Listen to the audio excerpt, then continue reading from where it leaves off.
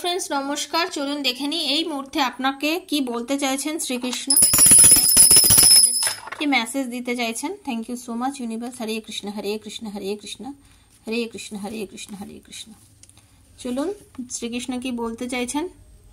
আপনি আপনার মানসিক যে অবস্থায় রয়েছেন সেটা চিন্তা করুন যে কেন হয়েছে, সেটা মানসিক কন্ডিশনটা বুঝুন। হ্যাঁ, নিজেকে অকারণে দোষী করবেন না, দোষী ভাববেন না, অপরকেও দোষী ভাববেন না। একটু দয়ার সাথে সবকিছু ধরুন, একটু কাইন্ডনেসের সঙ্গে দেখুন। যেটাই জীবনে ঘটেছে কেন সেটা এমনি এমনি আপনার জীবনে ঘটেনি, তার পেছনে কোনো যুক্তি আছে, সেই যুক্তিটা খুঁজে বার করুন। অকারণে রেগে যাবেন না, মানসিক শান্তি রাখুন, মানসিকভাবে নিজে কোশ্চেন করুন।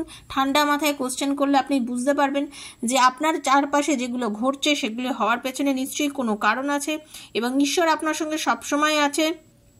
ঈশ্বর আপনাকে সবসময় গাইড করছে, আপনার বিপদে তিনি পাশে আছেন, আপনাকে সাথে আছেন এবং আপনাকে কিন্তু সেই জায়গাটা ঈশ্বর নিশ্চয়ই পাইয়ে দেবেন। আপনার ভালোবাসার মানুষ আপনার জীবনে নিশ্চয়ই ফিরে আসবে এবং আপনাদের মিল হবে এবং সেটার জন্য কিন্তু রিইউনিয়ন আপনাদের অবশ্যই হবে। ঈশ্বর আপনাদের দুজনের কিন্তু ভবিষ্যৎ জীবনে এক করে দিতে চাইছেন। তো খুব পজিটিভ থাকুন, নেগেটিভিটির থেকে দূরে থাকুন। ভালো লাগলে লাইক করুন। Thank you so much universe. Thank you.